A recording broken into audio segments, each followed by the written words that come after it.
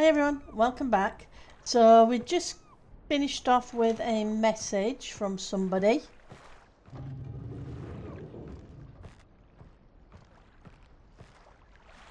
Still not sure what these things do, if anything. I would assume they do something. Why put them in the game if not?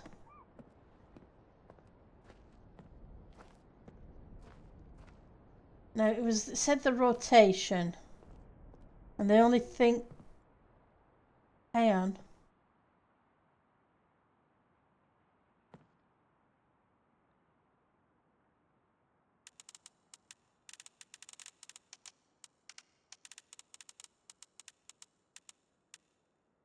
Don't remember seeing that. Hang on.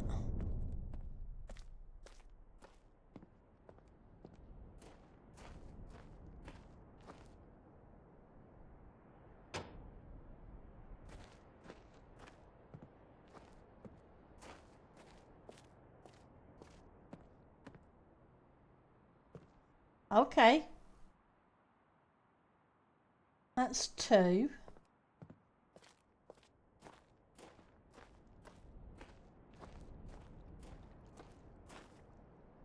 I'm going to put them all on and see if they all do the same thing.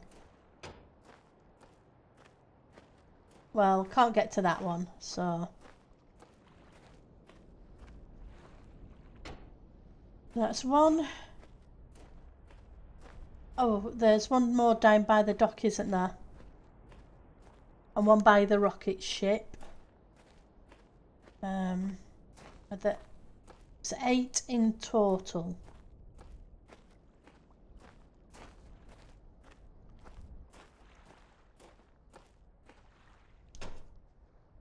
Okay.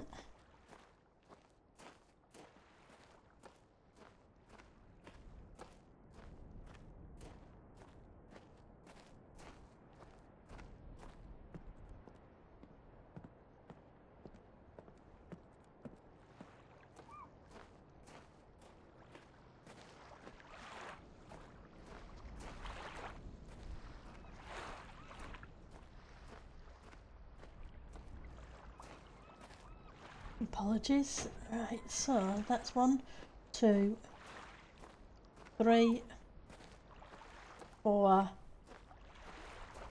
5, 6, 7 that we've thrown. The 8th we can't get to. So let's have a look at this. Okay.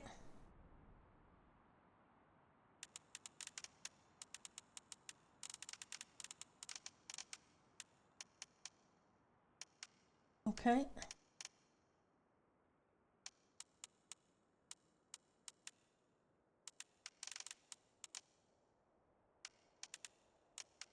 There's certain bits it seems to lock on to.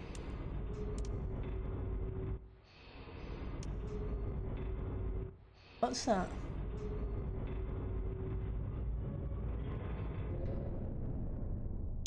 Sounds like something moved.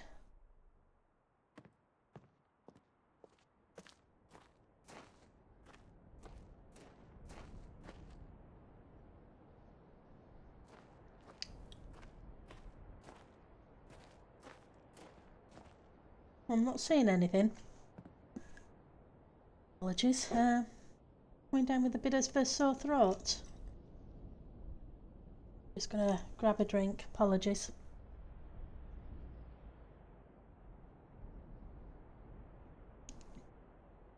Okay.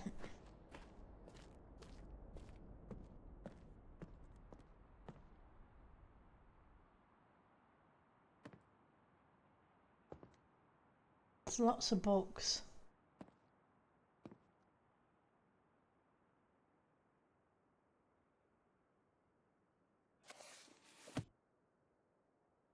I've called this age Channelwood, and it is very different world, though it is exactly how I imagined it. It is still amazing to see it with my own eyes. Water covers this age as far as I can see, except for a small rocky island. Elsewhere there are only trees which grow directly out of the water.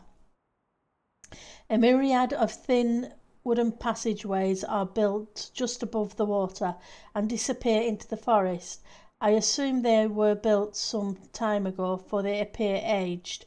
I am eager to discover more about this land and its people, but I have arrived here late and must rest. I was awakened this morning by strange noises coming from a pathway adjacent to the one on which I had slept. I saw a group of monkey-like people heading in my direction. They had not seen me yet. I did not feel threatened by their presence. Their response to me was one that I would have never expected. After staring at me for a short time, they fell to their knees and began what appeared to be some sort of ceremonial worship. I tried to speak to them, but they did not understand my language. Instead, they indicated through enthusiastic hand motions that I was to follow them. As we walked, I began to notice that the waters below us were changing colours. Slowly, subtly, they would change from deep blue to muddy orange, then from muddy orange to beautifully clear. I was so intrigued by the water I hardly noticed that we had arrived at a ladder. Climbing the ladder led us to their village, which is about 10 metres above the water and can only be reached by rope ladders that stretch from the lower paths to the village level, approximately halfway up the grand trees. It is very interesting watching these people carry out their daily task. Even after watching them for hours, I did not understand exactly what they were doing. At sunset, they motioned for me to follow them. I followed the creatures to the doorway of an enormous hut. Strangely, once inside, I found that the hut appeared even larger than it had from the outside.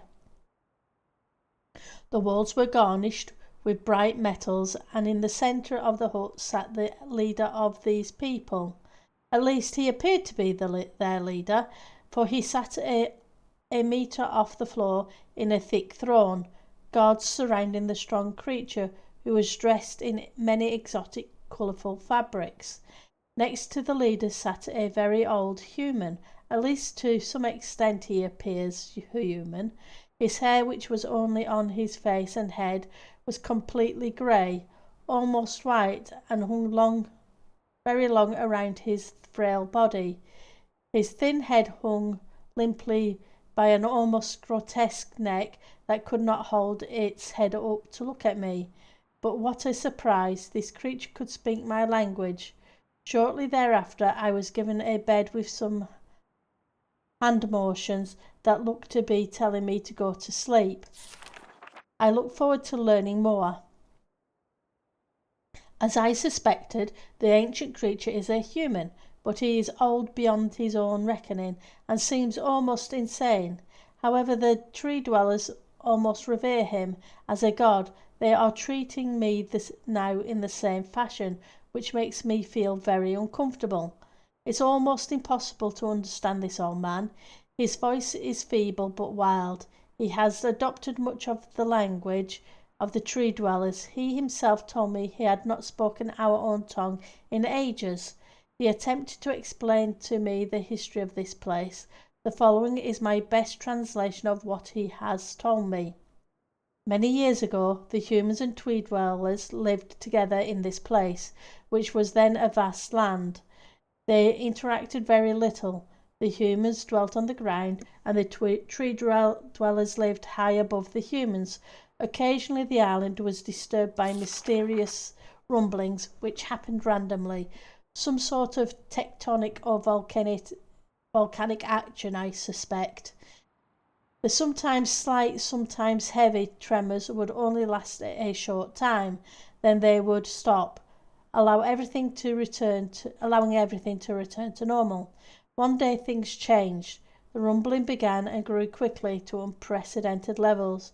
Soon it became apparent that the entire island was sinking slowly into the ocean around them.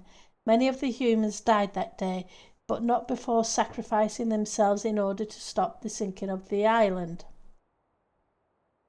The humans who lived through this catastrophe moved into the trees, where they gradually died out, maybe because they were unequipped for such an environment, but I'm not sure. This is the story the old man communicated to me, although many details are very unclear in my mind. I am especially confused as to how the humans saved the island from completely sinking. In fact, I doubt the accuracy of that part of the story. The island must have stopped on its own, yet the old man believes in the truth of the story, as if he had been there, and the tree dwellers worship him, and apparently all humans, as if they were heroes or gods. The old man ended our conversation today with an event which I will never forget. He began gripping my hands tightly, murmuring something about rest and sleep, then said, "We had expected you to come sooner." These actions filled me with a sort of immediate dread. With much effort he stood to his feet. I tried to help, but he pushed me away with more force than I imagined his frail body contained. The tree dwellers quietly surrounded him with very solemn faces. They then kneeled before him.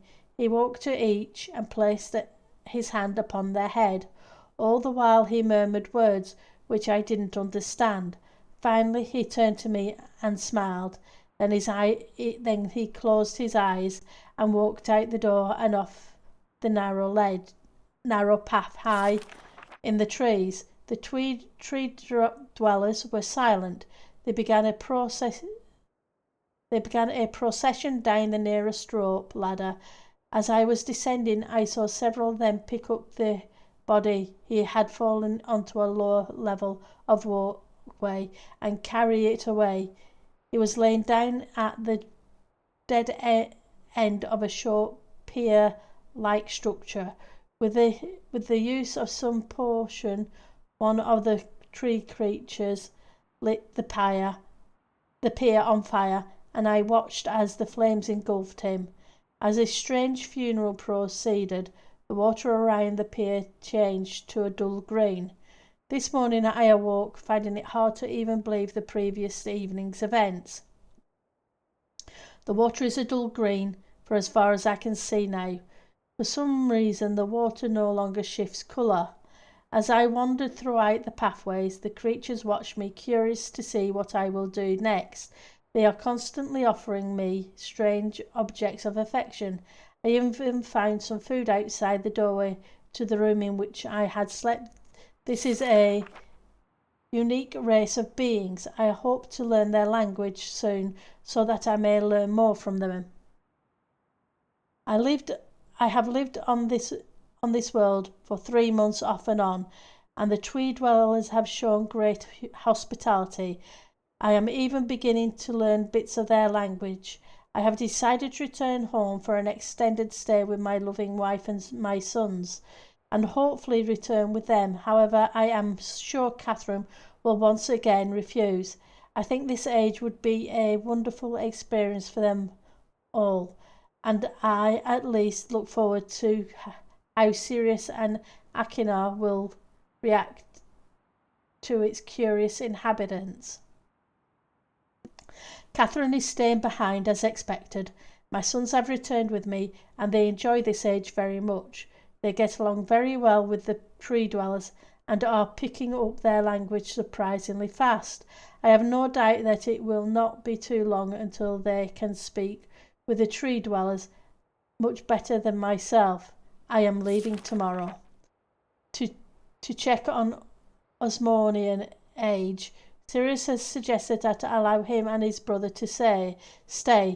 Though the idea unsettles me, I know the boys are growing up rapidly. The hospitality of these creatures is such that I could think of no better place to leave them alone for a short while, so I will consent to their request. I warned the boys not to take advantage of the respect the tree dwellers have for their ideas. They seem to understand my warning, and I have faith they will follow it. Much to my despair, upon arriving in Everdunes, I learned that Pran and her people are continuing to be menaced by the chaotic. I fear for their survival and plan on returning to her shortly after checking on Sirius and Aknar. Here, see Everdunes' journal for more information. After watching Sirius and Aknar, I see they are handling things very well, and I think I can put to rest any fears about leaving them in Chandlewood again. And for a little longer time. The Tweed dwellers seem slightly distressed that I am leaving, but are happy that Sirius and Aknar are staying behind again. I have been gone for over 3 days and have been to many different places. I had to tell Sirius and Akira about Pran's death today. They were visibly shaken, although they only remembered her from their childhoods. Catherine has suggested that it would be wise for Sirius and Archer to leave Chandlewood for a while, and I have to agree. They will be returning with me when I leave again. I have told my sons that they will be returning with me in 2 days. They spent the entire night telling me of an adventure they experienced in my absence, and it was rather remarkable. It seemed they constructed a boat with the creatures and travelled some way out into the surrounding waters. I enjoy hearing them talk excitedly of their adventures, and I'm reminded of my own adventures as a child. I finally understand why the Tweed dwellers have been giving me their many inks and insisting I write with them. Looking through some of my past entries, I see now that the inks have changed from the black I thought they were to various different colours. I have shown some of the creatures my journals, and they laughed and howled. I did not know they had such a sense of humour. Even now, as I look through this very colourful journal, I cannot help but laugh myself. We will be returning tomorrow, so my sons are with the creatures for the last night here. They have told me they would like to come to Channelwood again, and also ask if they can visit some other ages alone, though I will have to think over their request. I believe they have proven to me that they are trustworthy and responsible.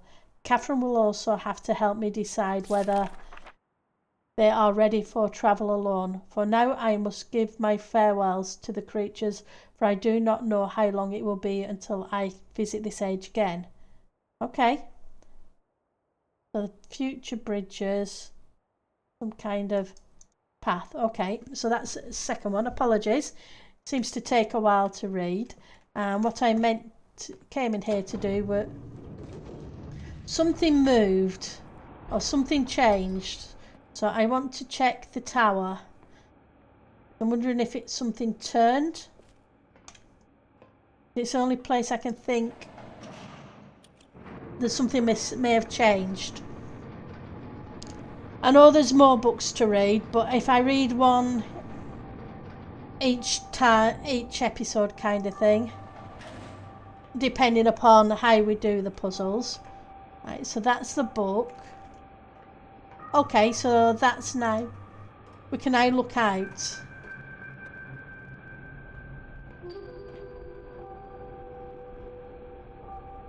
So that's the ship. I think I pointed it at the ship.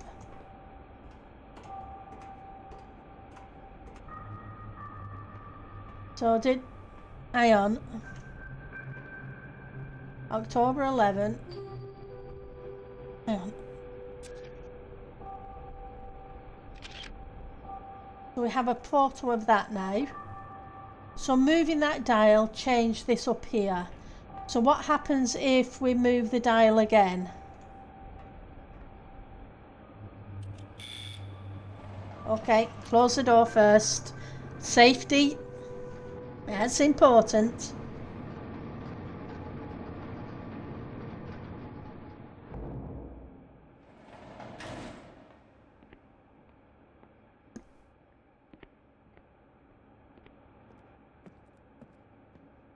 Okay, so that went through the dock.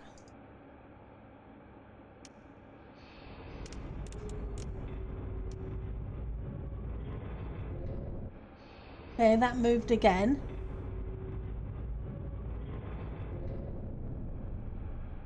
So let's see if what changed, if anything.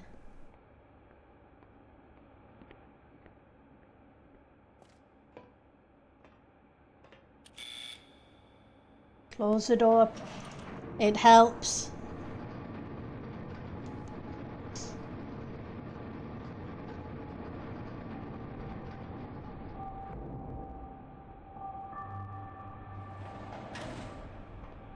Okay. Okay, so that's given me another set of numbers.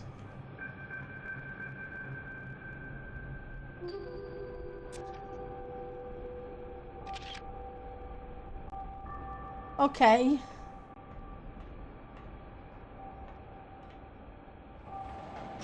So we've got a three-digit number and some dates and times.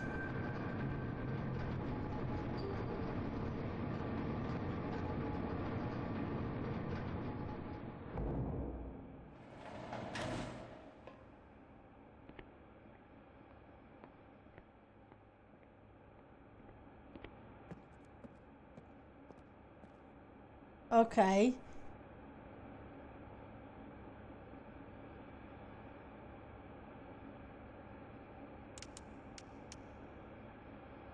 So that went through the ship and that was the first one we did.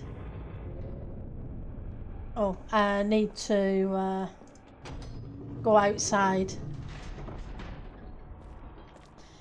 And if I remember right, this had dates and times in.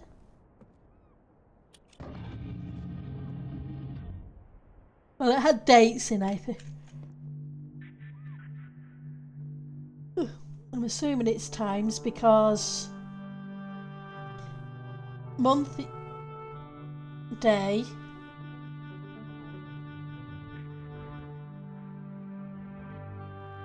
Okay. Oops, that's not what I wanted. I want P. Right. So, you. October 11th, 1984 at 10:04 a.m. So, October 11th.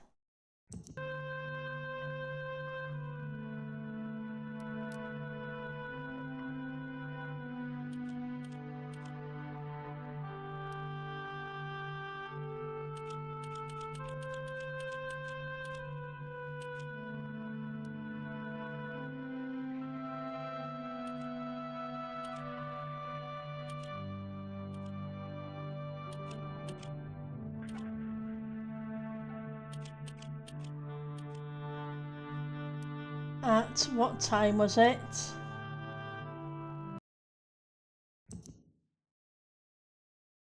(10:04 a.m.)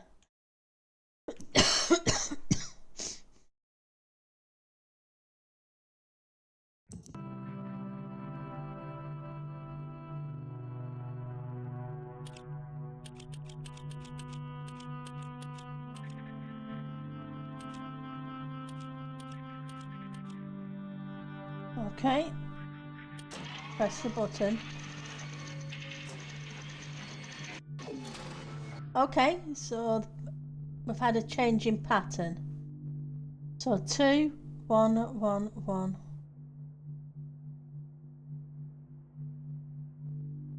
Are they constellations?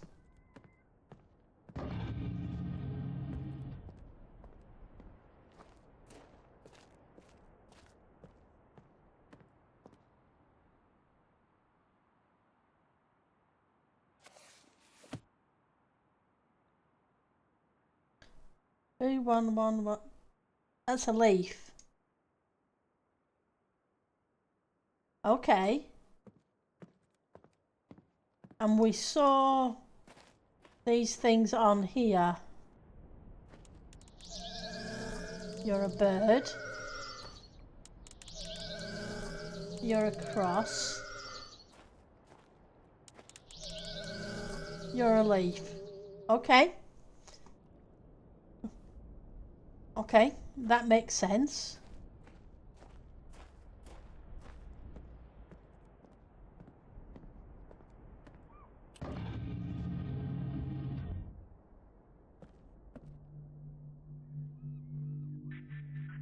P. So we want you. January the 17th, 12:07, 5:46 a.m. 12:07, 5:46.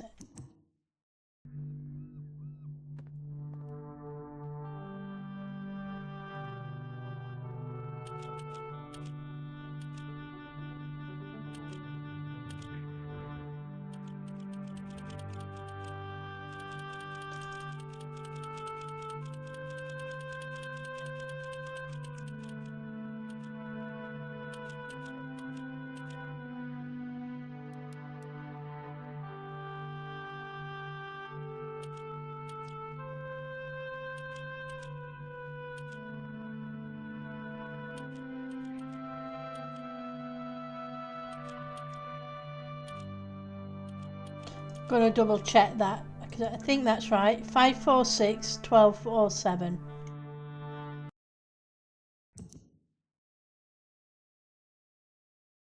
5:46, 12:07. So it's January 17th now.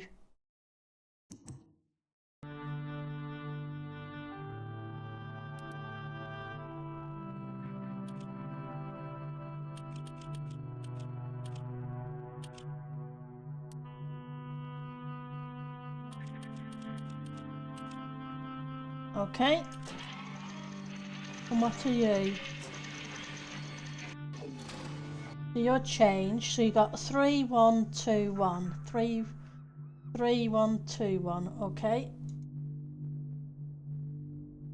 I'm going to do them one at a time, otherwise I won't remember them.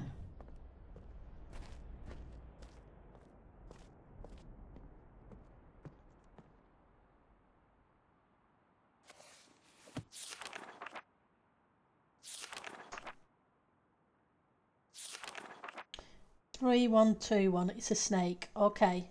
So we need the snake. The snake was on this side because we saw it somewhere. Was it that one or this one? I'm not sure. It's this one. Okay. And then we've got the final one to do from here.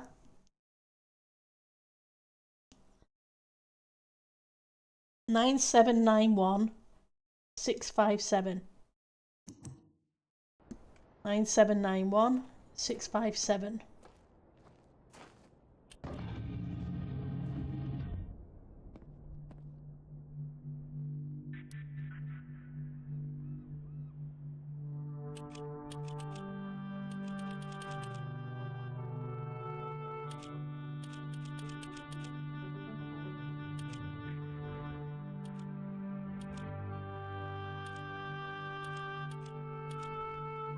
And 791 657, so that should be 1857 because it was a PM.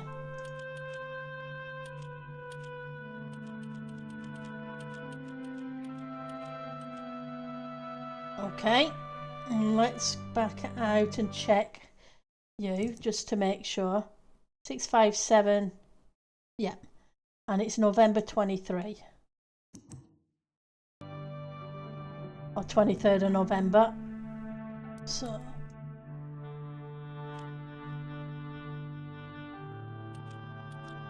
November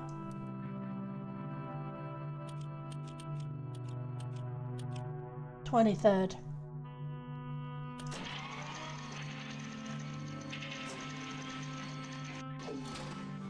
Okay, so that's changed. So it should be 3, 2, 2, and a 1.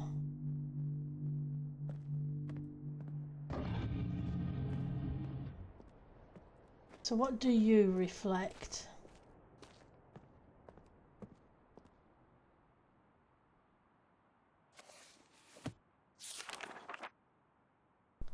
That's not right.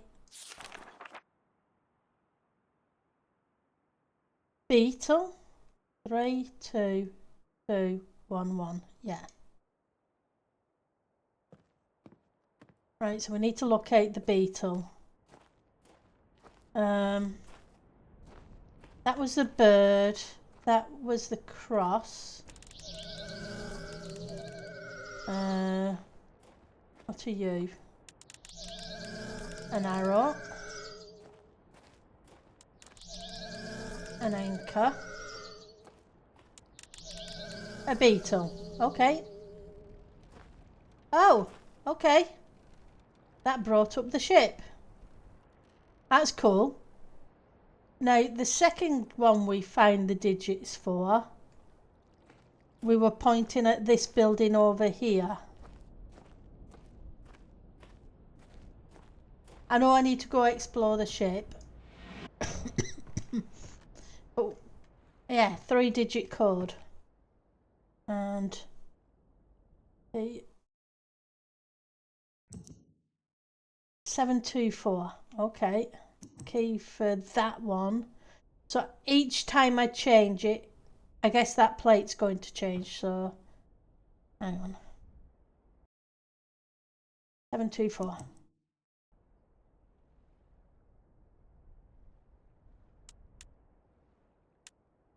7 2.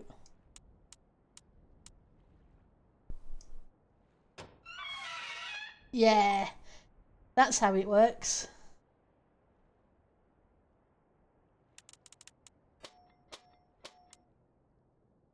Okay, nothing happened, but maybe I need... There we go.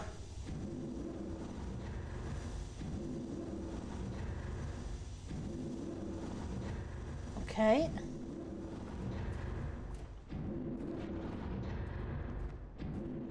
Okay.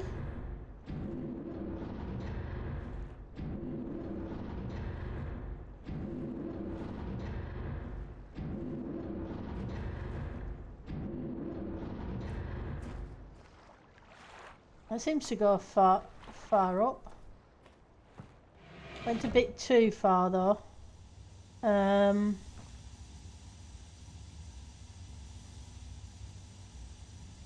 Can I...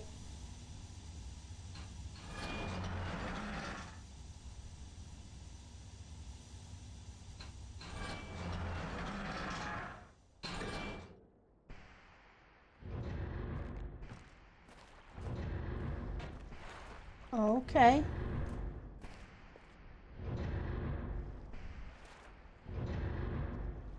Okay. So I need to time it just right.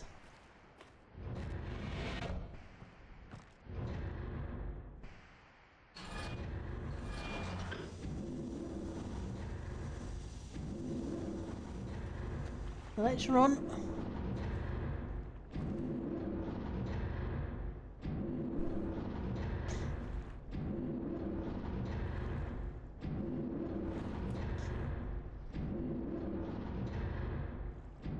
There's nothing much up here though, is there?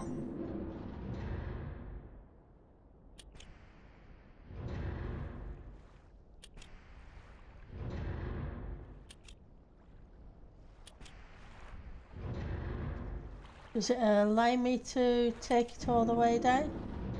Okay, so it only...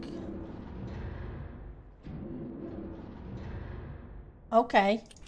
So I can get back to where I got in, but I can't get any further down.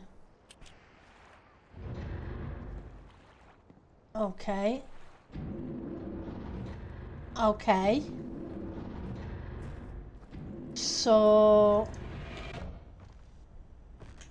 now at the top, if I... and then run.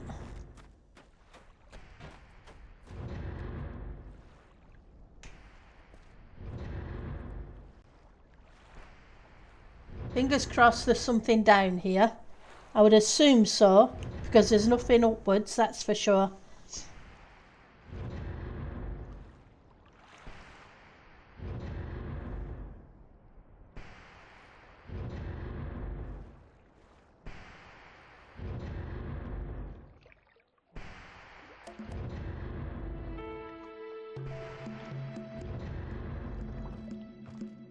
Okay.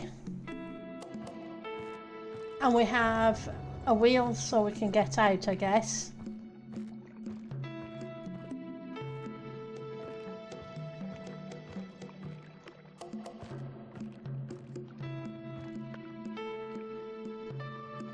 Okay. So that kind of looks like...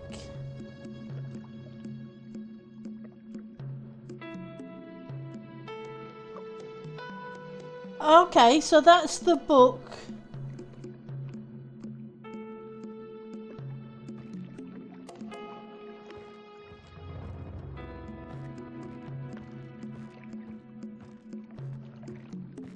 That he was talking about that relates to Chandlewood.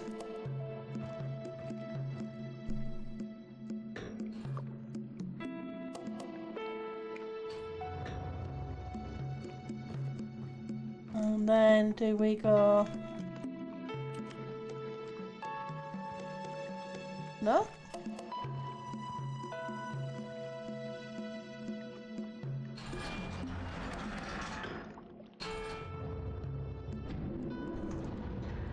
X. Oh dear.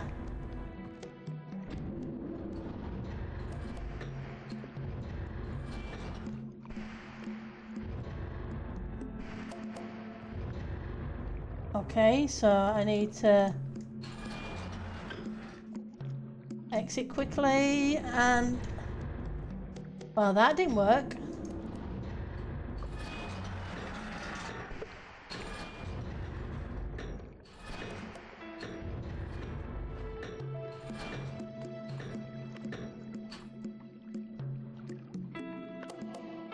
Let's make sure... Does it go any further down?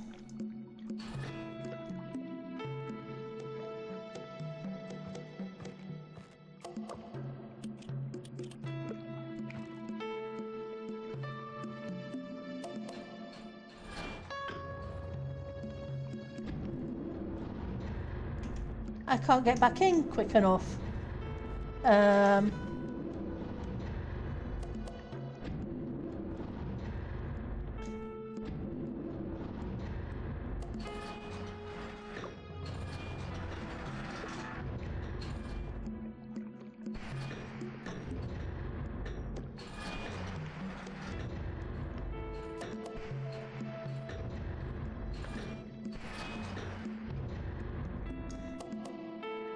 Come on.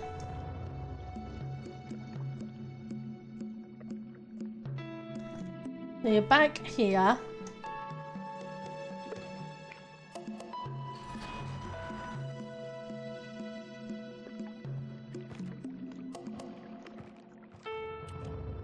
Nope.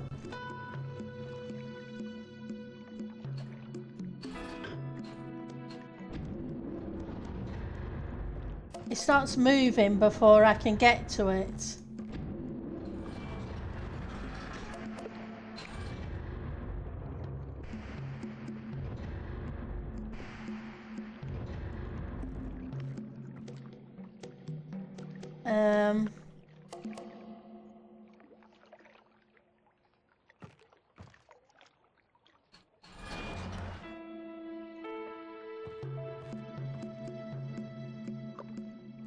I can't... okay.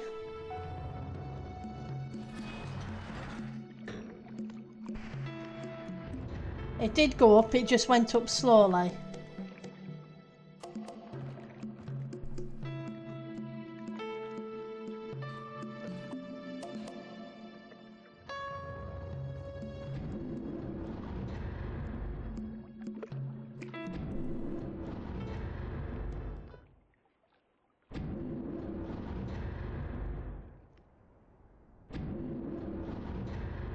Okay. I was worried I was stuck down there. Oh, and we're also running long. Apologies. I will, when we get to the top, I will stop this one and start a new episode.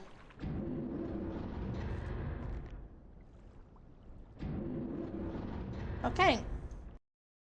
So we'll call it there, and I want to check what's in the ship. and then we will see what happens with those books. I will see you all then. Take care. Have fun. Bye now.